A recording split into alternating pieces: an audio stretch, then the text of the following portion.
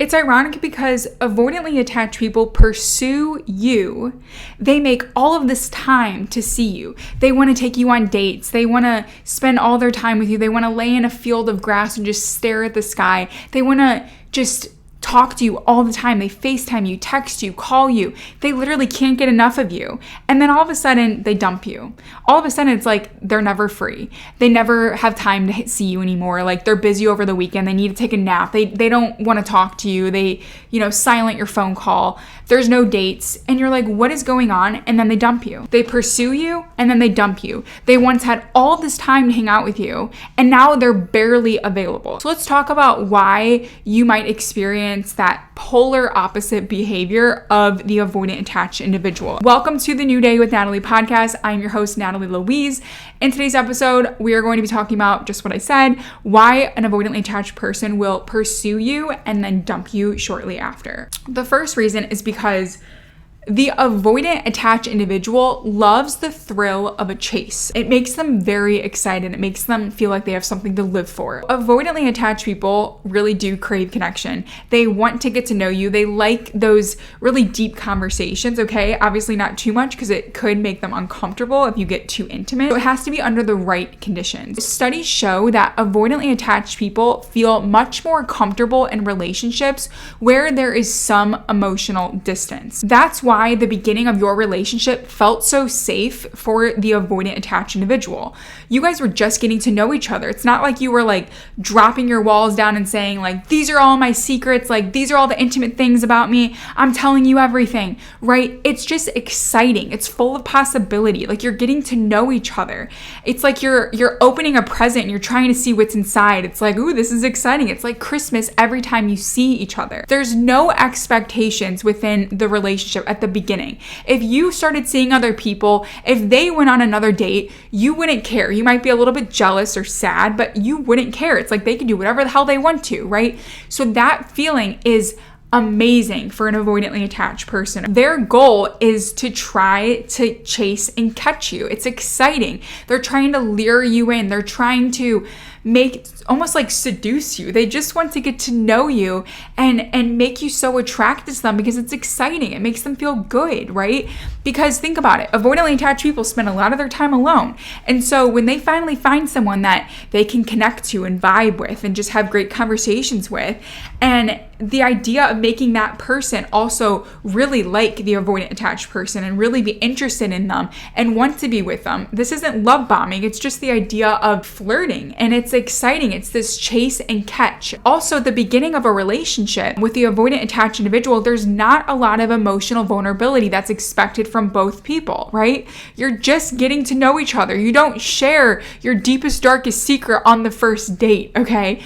And finally, in the beginning of the relationship, your avoidant ex or partner, they felt super in control. And for someone that needs to feel in control to feel safe and happy and satisfied in a relationship, your avoidant partner was super fulfilled and satisfied. As soon as emotional closeness between you guys started to develop and the fear of intimacy began to kick in for your avoidantly attached partner, that is when they started to feel like they needed to flee. All right. So they love this idea of chasing you, but once they caught you, that's when things started to change, right? Because now there's responsibility, there's commitment, there's rules. They're actually not single. They can't do the things they want to do to feel alive and in control. Instead of working through their fears and communicating with you, what they actually do is just pull away. They're like, you know what? I'm just going to jump ship. I don't really like what's going on. I'm not going to tell you that. I'm just going to say, I'm just kind of done with this. That's why there's no explanation. Usually they just kind of leave, or they ghost you, or they say, I can't do this anymore. It's not you, it's me. Whatever they say, that is basically what's going on, okay? They love the thrill of the chase. They like catching you. They like winning you over. And then they're like, I want my freedom back. I like being single. I like all the things that I had before I was like tied down to you. And I don't want to be the bearer of bad news, but I kind of am right now. That's what happened to your avoidant ex, okay? The other reason why they pursue you and then dump you is because they fear that being with you means they don't have their independence anymore. Like, you've literally stolen their identity, which is being this independent, self-satisfying, self-protecting individual that can do everything on their own. They're autonomous, they're in control, they're confident, they can do what they need to, they're ambitious. But now that they're with you, all of these things are kind of stunted. They're demented, right? They don't have the control that they once did. They don't have the independence that they once did. They don't have this ability to be single and date around and see other people and just do whatever they want on a Saturday. They now have to be with you, okay? So maybe it's happened before in the past and they know like what that feels like. And so that fear of not having independence is driving their decision to dump you. For most avoidants, relationships feel like a loss of freedom rather than a source of security. Research shows that avoidantly attached individuals have a lower tolerance for emotional dependence and often feel trapped when intimacy deepens, okay? So when you guys get closer, when there's more responsibilities, when your relationship is more of a committed relationship and you're like, true to each other, that is when your avoidant partner starts to feel like they're stuck. Like they feel like you've put them in a jail cell and they can't do what they want.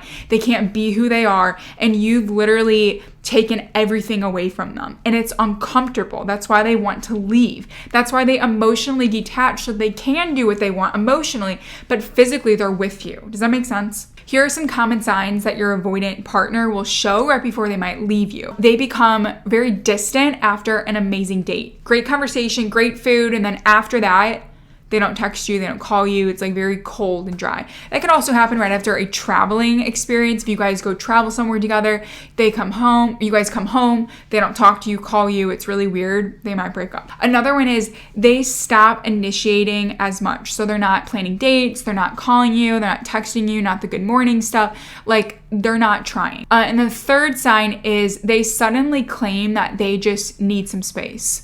They need space, they need time, they need to sleep. I'm bored, I can't do anything, I don't feel like doing anything. They've just kind of given up, all right? And so that's another subtle clue that they might be breaking up with you soon. Those responses are them fighting for their independence indirectly, okay? If they're like, I need space, it's because they're trying to say, I need to be independent and you've taken everything away from me, right? If they are like super quiet after a date, it's because they're like, I could have gone on that date alone. I could have independently done my own thing tonight and been happy. I don't need you. I'm my own person. So it's almost like they're like boycotting the relationship or something, all right? So again, this isn't because they don't like you. It's simply because being too emotionally close to you starts to trigger their deep-seated fear of relying on someone else. They've done that before. They're not going to do that again. And so they just need to place some space in between you and potentially break up with you too. Knowing this, how do you protect yourself from this cycle? How do you not allow yourself to have another heart that's broken and just like be really sad and not functional, okay? This is my advice for you. Just recognize the signs early, okay? If you see someone that is coming on too strong, too fast, I'm not saying it's a red flag, but I'm just saying slow things down. If you feel it going fast, if you feel them love bombing you or whatever you think is going on, just try to slow it down or tell them that. Like, hey, do you mind if we slow things down? It'd make me more comfortable, all right? There's nothing wrong with that. Next, I would recommend to pay attention to how they handle emotional moments, okay? So when there's a conflict, when you're sharing something emotional, do they just shut down or do they listen and add to the conversation, okay? It's really important to see how they deal with conflicts or any of those deep, intimate, emotional connections, okay? The next thing I would recommend is try not to make excuses for their inconsistent behavior, all right?